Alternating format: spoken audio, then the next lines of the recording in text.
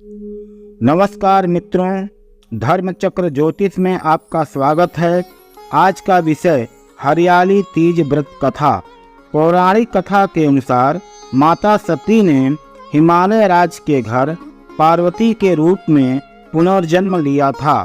तब उन्होंने शिव को पति के रूप में पाने की कामना की थी, लेकिन तभी नारद मुनि राजा हिमालय से मिलने उनके पास गए और माता पार्वती से शादी के लिए भगवान विष्णु का नाम सुझाया।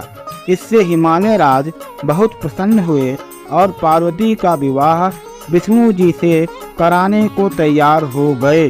जब माता पार्वती को ये पता चला कि उनका विवाह विष्णु भगवान से तय कर दिया गया है, तो वे काफी निराश हो गईं। दुख में आकर वो एकांत जंगल में चली गईं।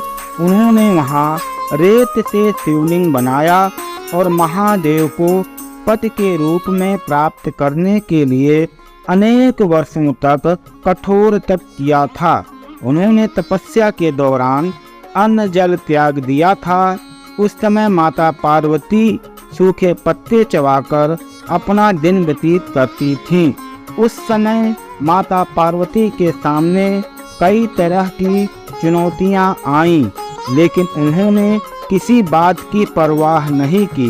जब गिरिराज को अचानक पार्वती जी के गुम होने की सूचना मिली, तो उन्होंने इनकी खोज में धरती पाताल एक करवा दिए, लेकिन वो नहीं मिली। उस समय माता पार्वती वन में एक गुफा के अंदर शिव की आराधना में लीन थी। आखिरकार माता पार्वती के तप के आगे शिव जी को विवश होना पड़ा और वो श्रावण मास की शुक्ल पक्ष की तृतीया के दिन उनके समक्ष प्रकट हुए और उन्हें पत्नी के रूप में स्वीकार करते हुए इच्छा पूर्ति का वरदान दे दिया। इसके बाद उनके पिता जब उन्हें ढूंढते हुए वन में पहुँचे, तो पार्वती जी ने साथ जाने से इनकार कर दिया और एक शर्त रखी कि मैं आपके साथ तभी चलूंगी जब आप मेरा विवाह महादेव के साथ करेंगे।